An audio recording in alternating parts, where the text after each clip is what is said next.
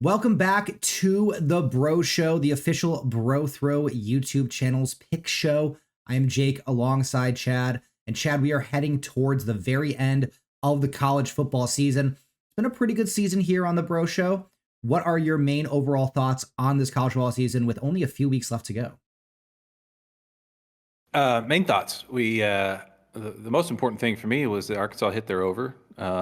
They still have a shot to make a bowl game, which may unfortunately keep Sam Pittman. Bless his soul, love the guy, but may keep him around for another year if that happens. Outside of that, the NCAA selection committee, the playoff committee has really entered the headlines recently with their rankings, and I have a lot to say about that. I'll say a little bit today, but the season's not over, so we'll see how it goes. But real quick, Jake, I want to tell our viewers I'm not eating peanut butter while we're doing this right now. I had a little bit of a oral surgery yesterday, so still a little bit loopy. Well, everybody leave your get well comments to Chad in the comment section of this video. And I'll be more than happy to talk about the College Football Playoff Rankings Committee as it directly applies to this first game we're talking about with Indiana heading to Ohio State. I mean, the main thing that people are talking about is the strength of schedule aspect, right? Because you have teams like Indiana who are undefeated, Penn State, 1 loss, Texas, 1 loss, all in the top 5. Yet people are saying, where is Georgia? Where is Ole Miss? Where is Alabama? All these teams play tougher schedules. But that's just not what the point of the ranking is supposed to be about. We don't play these games on paper. We play them on the field. So I firmly disagree with virtually everybody who is saying like, oh, if Indiana loses this game to Ohio State, they're not going to get in. Indiana beat last year's national champs. They beat last year's national runner-up. They beat Nebraska by 50 points, who Ohio State only beat by 4. You have to give some credit to the play on the field. So let's talk about this Indiana-Ohio State game, because we could talk about the playoffs a lot on this show. We could probably make a whole 20-minute video just talking about the playoff rankings. But I'm riding with Indiana plus 13 in this game. It's been no secret I've been on Indiana all year, and they paid off very, very handsomely for me. They are 9-1 against the spread. They finally did blow the spread 2 weeks ago against Michigan, only winning that game 20-15. But this is a team that is supremely well coached, has an amazing and efficient offense, and their defense is pretty good as well. Now they're taking on an Ohio State team who, while they definitely need a win to make it to the Big Ten championship game, they potentially might be overlooking Indiana a little bit. Right? Indiana, while they are a top 5 team, as people are saying, people have been really riding Indiana for their lack of schedule and saying like, oh, they'd be at the bottom of the SEC. I just completely don't agree with that. As we're saying on the show all year, Indiana has an incredibly efficient offense, and we've seen Ohio State really not been all that impressive, right? Yes, their game against Oregon, they lost by 1, and that's what most people are saying is their most impressive game of the year. They didn't look all that great against Penn State. They certainly didn't look all that great against Nebraska.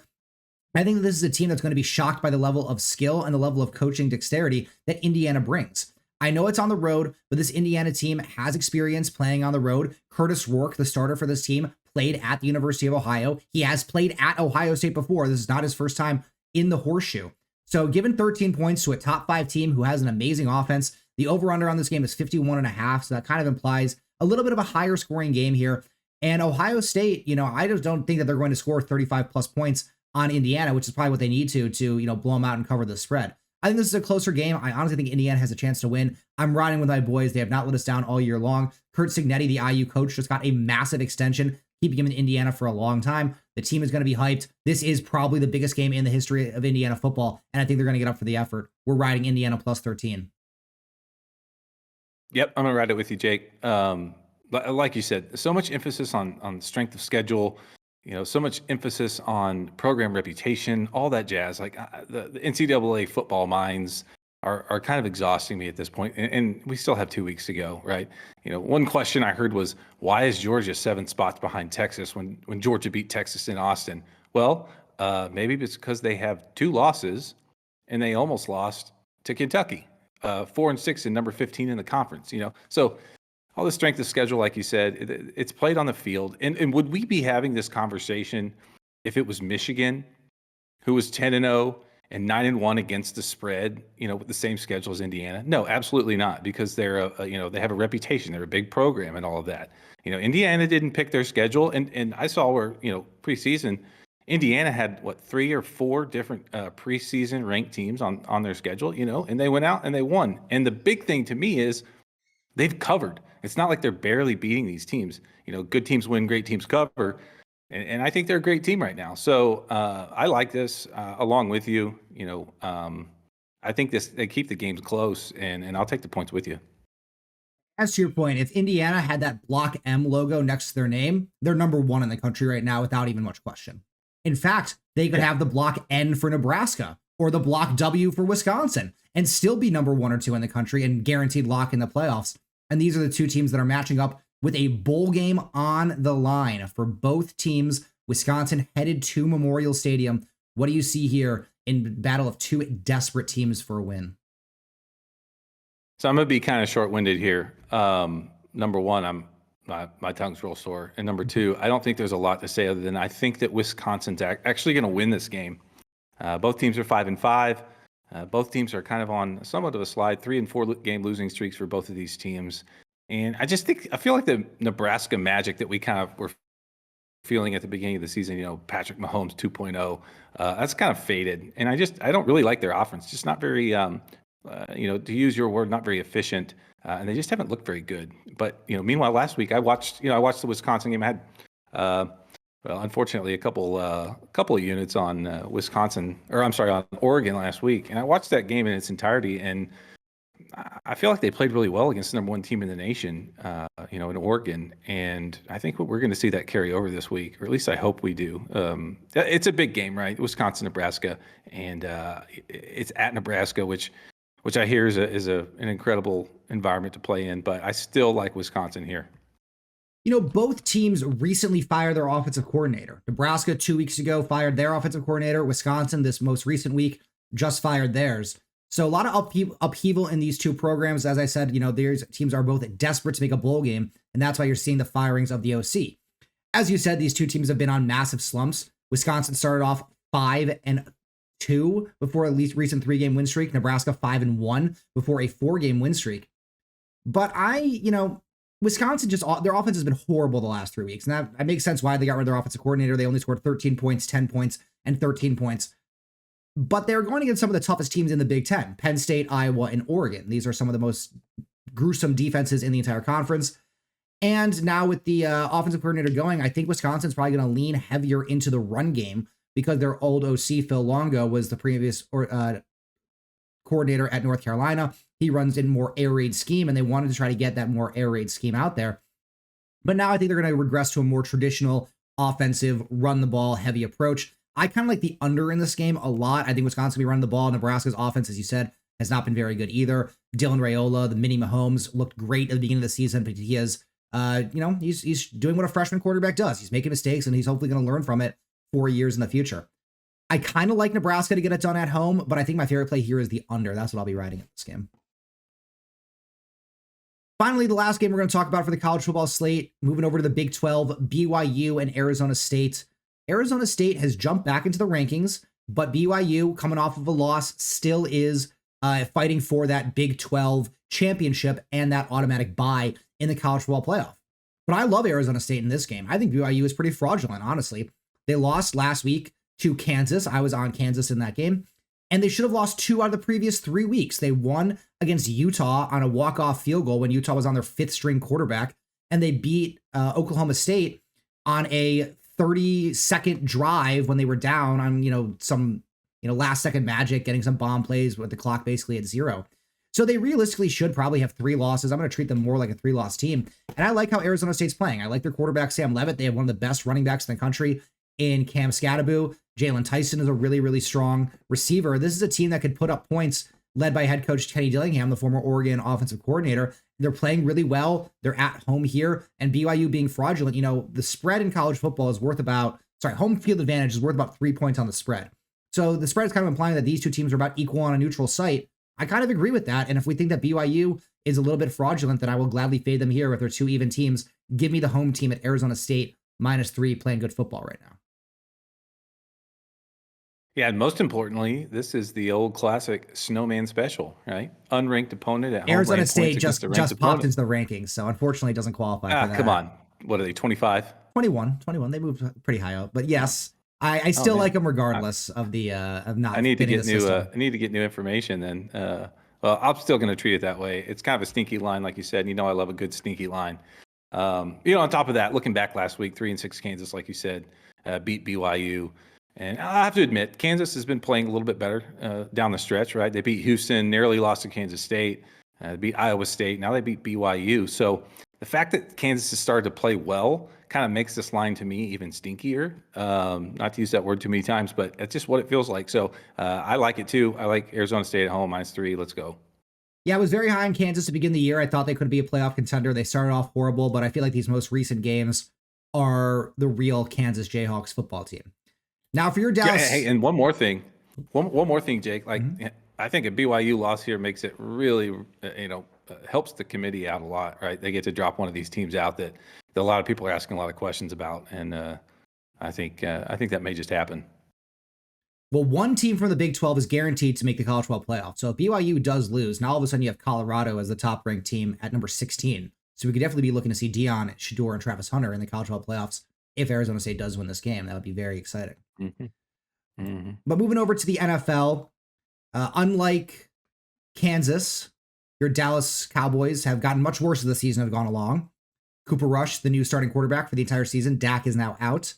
They just coming off a beatdown on primetime. What are you seeing here? Dallas taking on Washington.